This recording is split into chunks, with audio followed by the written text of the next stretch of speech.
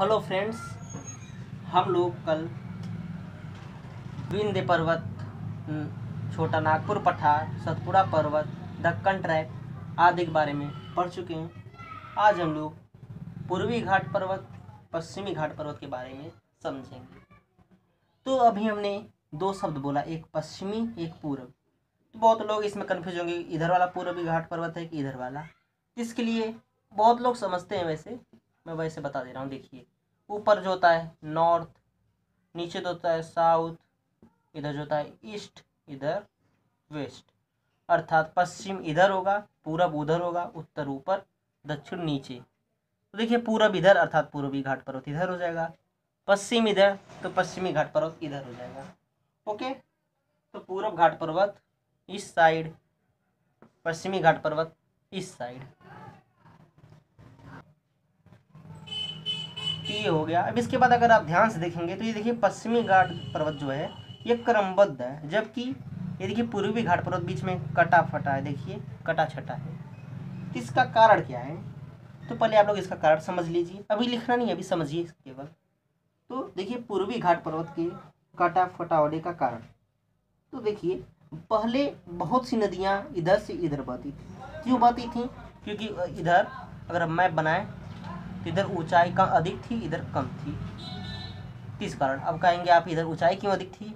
तो हम लोग जानते हैं कि इधर का भाग जो है गोंडवाना लैंड से अलग हुआ।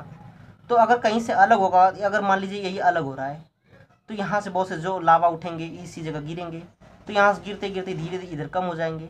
इसी कारण देखिए, इधर उठा, इधर कम ऊंचाई है। इसी कारण अधिकतर नदियाँ पश्चिमी घाट पर्वत से इस साइड बहुत सी नदियाँ बहती थीं। इसी कारण इधर बहुत काट दिए। और आप लोग जानते हैं, नदी तब तक काटती है जब तक अपने समुद्र के सतह को न प्राप्त कर ले। इस कारण इधर बहुत कटा फिटा है। क्यों? क्योंकि इधर खाल है, तो इस कारण ये कटा फिटा है। तो आप लोग समझ गए, पश्चिमी घाट पर्वत क्रमबद्ध है, जबकि पूर्वी घाट पर्वत क्यों क्रमबद्ध नहीं है। तो चलिए अब हम लोग चर्चा कर लेते हैं पहले पश्चिमी घाट पर्वत पर।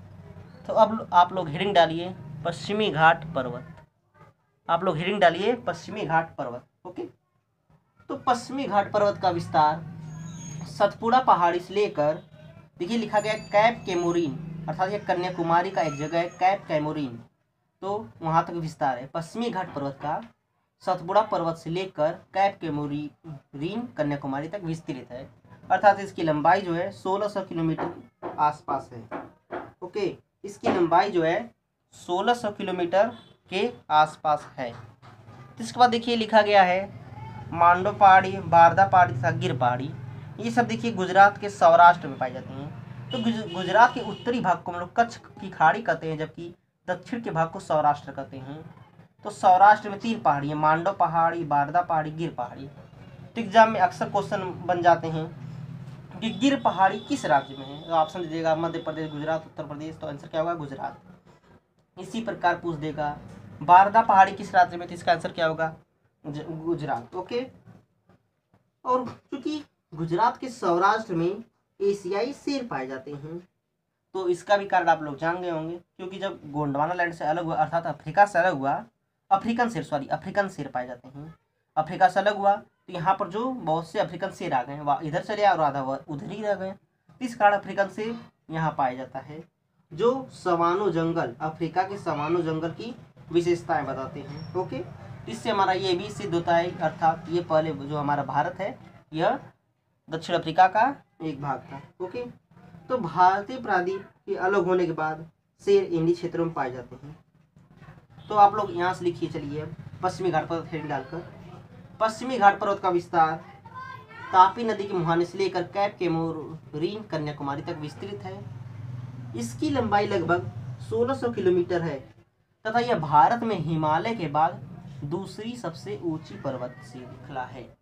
यह हिमालय के बाद भारत में दूसरी सबसे ऊंची पर्वत श्रृंखला है।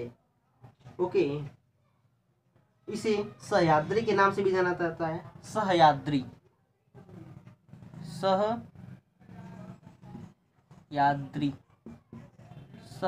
के भी नाम से जाना जाता है। किसको? पश्चिमी घाट पर्वत को। तो देखिए यहाँ से क्वेश्चन बन गया, सह्याद्री के नाम से किस पर्वत को जाना जाता है? पश्चिमी घाट पर्वत को। ओके, तो तो उत्तरी सह्याद्री में सबसे ऊंची चोटी, उत्तरी सह्याद्री की सबसे ऊंची चोटी कालसूबाई, देखिए लिखा गया है कालसूबाई, देखिए कालसूबाई एक महाबलेश्वर चोटी, ये दोनों जो हैं यह दोनों महाराष्ट्र का हिस्सा है। कालसूबाई तथा ब्रह्मगिरी ये दोनों जो हैं महाराष्ट्र के हिस्से हैं। तो उत्तरी सह्याद्री की सबसे ऊंची चोटी जो है कालसूबाई चोटी है, कहाँ पर है? महाराष्ट्र में है। तो आप लोग लिखिए उत्तरी सह्याद्री की सबसे ऊंची चोटी कालसूबाई है।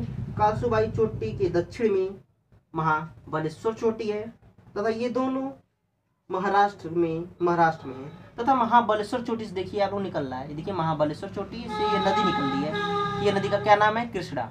तो महाबलेश्वर चोटी से ही कृष्णा नदी निकलती है। आप लोग लिखेंगे अब नेक्स्ट पॉइंट की महाबलेश्वर चोटी से कृष्णा नदी निकलती है। आप लोग ये लिख चुके होंगे कि कालसूबाई चोटी, महाबलेश्वर चोटी ये दोनों महाराष्ट्र के हिस्से हैं तथा महाबलेश्वर चोटी से कृष्णा नदी निकलती है। ओके, तो ये हो गया। अब इसके बाद देखिए कर्नाटक में पश्चिमी घाट पर पर्वत पर ब्रह्मगिरी चोटी है, देखिए लिखा गया है ब्रह्मगिरी चोटी पश्चिमी घाट पर्वत पर कर्नाटक, ये देखिए कर्नाटक आ गया, यहाँ कर्नाटक है, हम लोग जानते ही हैं कर्नाटक है। तो कर्नाटक में पश्चिमी घाट पर्वत पर ब्रह्मगिरी चोटी है, जहाँ से ये देखिए नदी निकल रही कावेरी, जो कर्नाटक में फिर जाकर तमिलनाडु में जाकर और बंगाल की खाड़ी में अपना जल गिरा देती है। देखिए कावेरी नदी बनाया गया है, ये पश्चिमी घाट पर्वत के ब्रह्मगिरी चोटी से निकलती है। तो हम लोग नदी चैप्टर अलग से पढ़ेंगे, लेकिन यहाँ आ रहा है इसलिए हम बता दे रहे हैं कि ब्रह्मगिरी चोटी जो है ये कर्नाटक में पश्चिमी घाट पर्वत पर स्थित है और यहीं से कावेरी नदी निकलती है, जो कर्नाटक के बाद तमिलनाडु में जाकर बंगाल की खाड़ी में अपना जल गिरा देती है।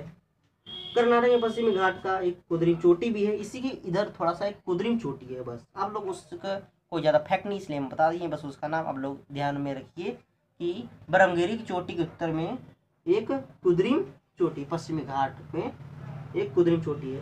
ओके, फिर दक्षिण में जाकर पश्चिमी घाट पर्वत, देखिए दक्षिण में जाकर पश्चिमी घाट पर्वत पूर्वी घाट से मिल जाता है और वहीं पर एक घाट का निर्माण कर देता है। देखिए यहाँ घाट एक बनाया गया है, इसी को हम लोग कहते हैं नीलगिरी। ओके, पश्चिमी घाट पर्वत पूर्वी घाट पर्वत से जाकर मिल जाता है और जहाँ मिलता है उसको हम लोग कहते हैं नीलगिरी पर्वत, अर्थात नीलगिरी पर्वत। देखिए स्पष्ट हो गया कहाँ है? पश्चिमी घाट पर्वत तथा पूर्वी घाट पर्वत के जहाँ मिलते हैं। ओके, तथा इस नीलगिरी पर्वत का विस्तार तमिलनाडु, कर्नाटक तथा केरल में है। नीलगिरी पर्वत का विस्तार 3 राज्यों में। अब देखिए यहाँ से क्वेश्चन बनेगा, नीलगिरी पर्वत का विस्तार किस किस राज्य में है? किस किस राज्य में है? तमिलनाडु, कर्नाटक और केरल। ओके, तमिलनाडु, कर्नाटक और केरल। तो नीलगिरी पर्वत का विस्तार आप लोग लिखिए, अब नीलगिरी पर्वत का विस्तार तमिलनाडु, कर्नाटक और केरल राज्य में है। नीलगिरी पर्वत की सबसे ऊंची चोटी देखिए लिखा गया है डोडा बेटा, नीलगिरी की सबसे ऊंची चोटी डोडा बेटा है तथा लिखिए आप लोग क्या, जिसका विस्तार तमिलनाडु, कर्नाटक और केरल में है, लिख चुके हैं। अब इसके आगे लिखिए नीलगिरी पर्वत की सबसे ऊंची चोटी डोडा बेटा है। ओके, तथा प्रसिद्ध पर्यटक स्थल लिखिए, प्रसिद्ध पर्यटक स्थल उरी, एक उरी यहाँ पर पड़ता है जो तमिलनाडु के नीलगिरी पर्वत पर है। ये बहुत प्रसिद्ध स्थान जगह है, घूमने लायक जगह है। ओके, उरी एक नाम है, तो नीलगिरी पर्वत के पास है उरी। प्रसिद्ध पर्यटक स्थल उरी तमिलनाडु में नीलगिरी पर्वत पर है। केरल का प्रसिद्ध सदाबहार वन, केरल का प्रसिद्ध सदाबहार वन जिसे हम लोग साइलेंट वैली कहते हैं। तो आप लोग सोचेंगे हम इसे क्यों साइलेंट वैली कहते हैं?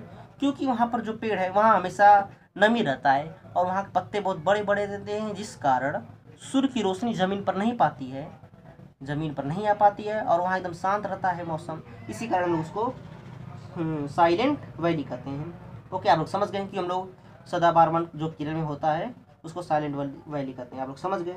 तो आगे इसके लिखिए, जो घने जंगलों जैव विविधता के लिए जाना जाता है, जो साइलेंट वैली है यह घने जंगलों और जैव विविधता के लिए जाना जाता है।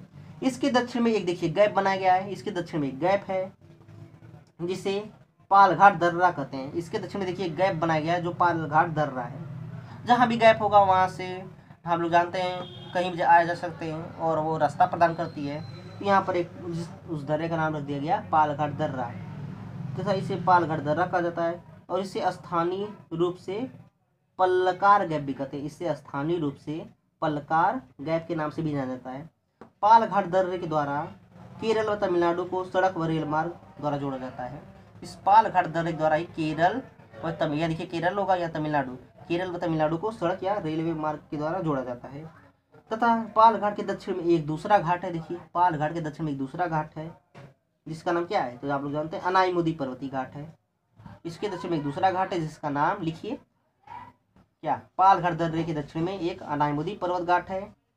ओके, क्या है, अनाईमुदी पर्वत घाट। तथा यहाँ से देखिए एक 3 पर्वत निकल रहे हैं, एक उत्तर में, पूरब में और एक दक्षिण में।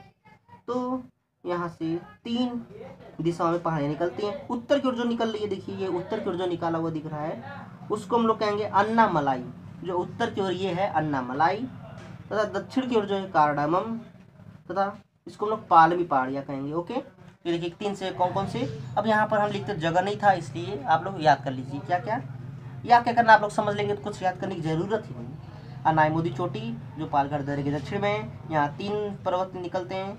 ये देखिए उत्तर में जो है, उत्तर की जो से अन्नामलाई कहते हैं, दक्षिण की जो ओर है उसे कार्डामम पहाड़ियाँ कहते हैं, तथा इधर जो निकल रहा है उसे पालमी पहाड़ी कहते हैं जो तमिलनाडु में पालमी। ओके, तो ये हो गया। इसके बाद देखिए अन्नामलाई पहाड़ी की सबसे ऊंची चोटी अनाईमुदी है। देखिए लिखा गया अनाईमुदी, अन्नामलाई पर्वत की सबसे ऊंची चोटी अनाईमुदी है। अन्नामलाई पहाड़ी की सबसे ऊंची चोटी अनाईमुदी आप लोग लिख चुके हैं। इसके बाद कार्डामम पहाड़ी को, जो हमने बताया नीचे है जो कार्डामम पहाड़ी, इसको हम लोग इलायची पहाड़ी या इलामलाई पहाड़ी के नाम से भी जानते हैं। किस किस नाम से, इलायची पहाड़ी या इलामलाई। आप लोग ये पेपर पूछा गया है, इलायची पहाड़ी के नाम से किसको जाना जाता है, कार्डामम पहाड़ी को। तो कहाँ पर है, तमिलनाडु में है। ओके, आप लोग इतना समझ लिए। तथा ये कार्डामम पहाड़ी भारत की सबसे दक्षिणतम पहाड़ी है। देखिए मुख्य भाग की भारत की सबसे दक्षिणतम पहाड़ी कार्डामम पहाड़ी। देखिए इसके दक्षिण में कुछ है ही नहीं, समुद्र आ गया, हिंद महासागर आ गया।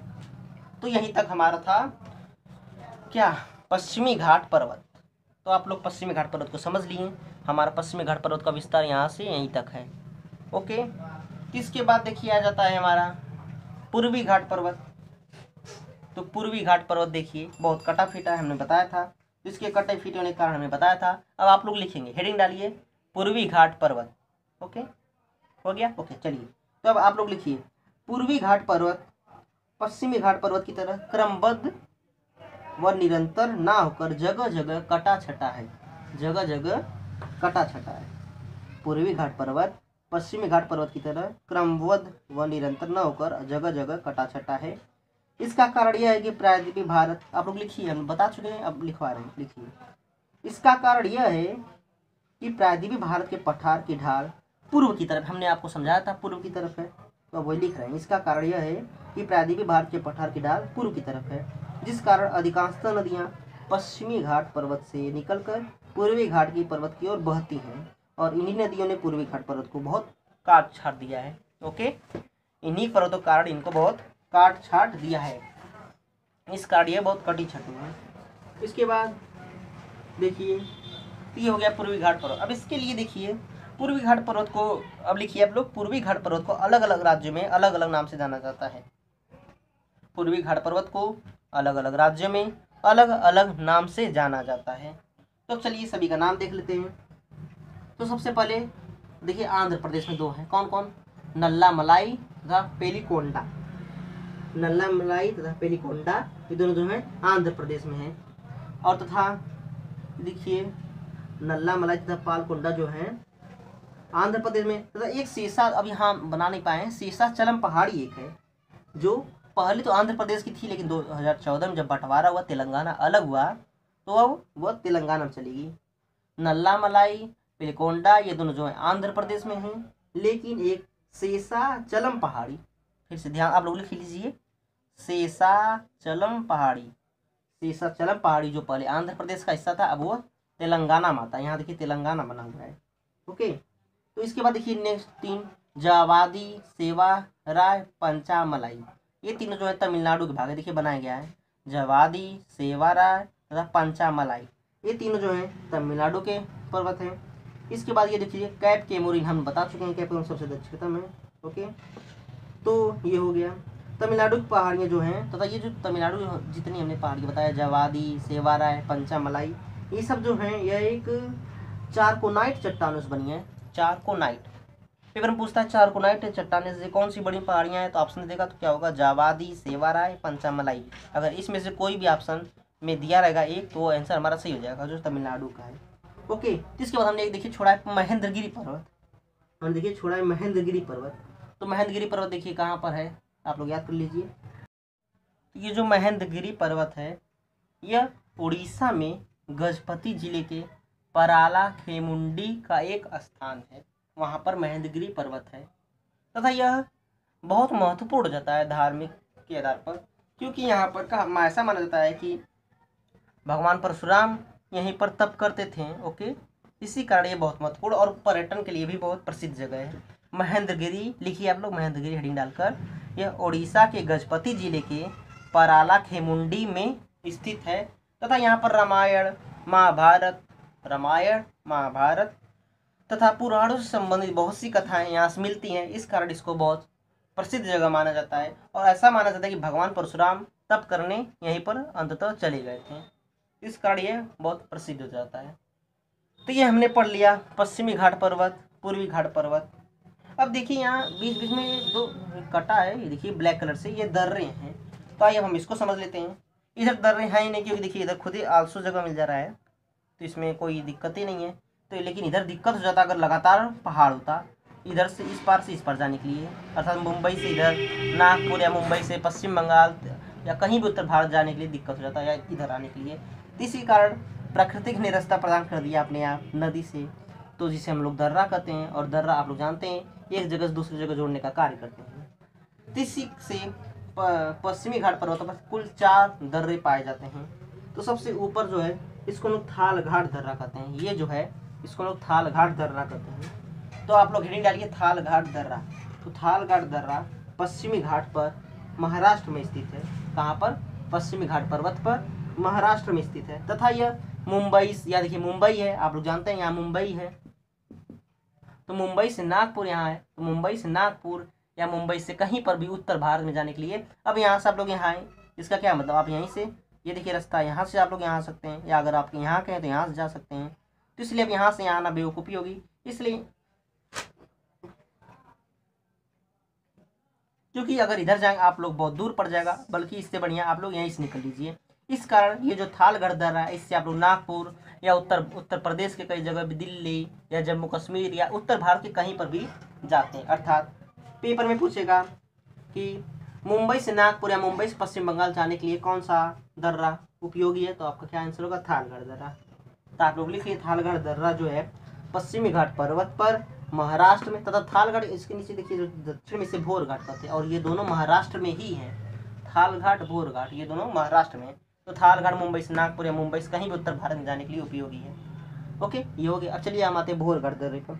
ये भी पश्चिमी घाट पर्वत पर महाराष्ट्र में स्थित है, आप लोग इतना लिख लीजिए, ये भी पश्चिमी घाट पर्वत पर महाराष्ट्र में स्थित है। तथा यह मुंबई से पुणे देखिए इधर पड़ता है, यहाँ पुणे पड़ता है, और यहाँ मुंबई, तो यहाँ मुंबई से पुणे आने के लिए या दक्षिण भारत के कहीं पर जाने के लिए उपयोगी है। ठीक हो गया भोर घाट दर्रा। इसके बाद देखिए यहाँ पर कर्नाटक के पास है पालघाट। देखिए पालघाट जो है, सॉरी ये केरल में है। ओके, ये थोड़ा नीचे होगा, यहाँ होगा, गलती से बन गया है। तो पालघाट दर्रा जो है ये केरल में नीलगिरी पर्वत के, देखिए पालघाट दर्रा नीलगिरी पर्वत के दक्षिण में तथा अनायमुदी पर्वत के उत्तर में, ये देखिए पालघाट ये है, पालघाट दर्रा जो है ये है केरल में नीलगिरी पर्वत के दक्षिण में तथा अनायमुदी, देखिए हमने बताया था ये अनायमुदी है, अनायमुदी के उत्तर में स्थित है पालघाट दर्रा। जिससे आप लोग केरल के बहुत सी जगह जा सकते हैं। केरल से तमिलनाडु की जोड़ता है, तो अब पेपर में देखा केरल से तमिलनाडु जोड़ने वाला रास्ता को कौन सा दर्रा प्रदान करता है, तो कौन सा, पालघाट। इसके बाद एक और दर्रा बचता है यहाँ पर सेनकोट्टा दर्रा। तो सेनकोट्टा दर्रा आप लोग हेडिंग डालिए, सेनकोट्टा दर्रा। सेनकोट्टा दर्रा जो है कार्डामम पहाड़ी पर जो दक्षिणतम है उस पर स्थित है। कार्डामम पहाड़ी हमने बताया था सबसे दक्षिणतम है भारत का, उस पर स्थित है सेनकोट्टा दर्रा। तथा केरल की राजधानी तिरुवनंतपुरम से मदुरै लोग जानते हैं, तमिलनाडु की एक बहुत फेमस जगह है, वहाँ जाने के लिए रास्ता प्रदान करता है सेनकोट्टा दर्रा। ये अंतिम दर्रा है पश्चिमी घाट पर्वत का। सेनकोट्टा दर्रा कार्डामम पहाड़ी पर स्थित है जो सबसे दक्षिणतम पहाड़ी है तो ये केरल की राजधानी तिरुवनंतपुरम से मदुरै जाने का सड़क प्रदान करता है। तो आज हम लोग पढ़ लिए पश्चिमी घाट पर्वत, पूर्वी घाट पर्वत। ओके, तो इससे ये कंप्लीट हो गया प्रायद्वीपीय भारत का। लेकिन आप लोग अगर हम इसके बाद नदियाँ शुरू कर दें तो हम लोग की, चूंकि हम जो क्रमबद्ध चैप्टर चालू कर रहे हैं, तो इसके लिए अगर हम नदियाँ चालू कर दें थोड़ा दिक्कत हो जाएगा, क्योंकि अब ये इधर उत्तरी भारत का मैदान तथा इधर देखिए इधर पूर्वी तटीय मैदान, पश्चिमी तटीय मैदान बचा हुआ है। तो हम लोग नेक्स्ट वीडियो में इसके बारे में अध्ययन करेंगे। लेकिन उससे पहले हमने एक 25 क्वेश्चन बहुत ही महत्वपूर्ण बनाया जो पर्वत से, आप लोग उसे अवश्य देखिएगा, वो हर एग्जाम के लिए महत्वपूर्ण होगा। और हमने जो पढ़ाया उसमें से प्रत्येक क्वेश्चन फंसेंगे। धन्यवाद।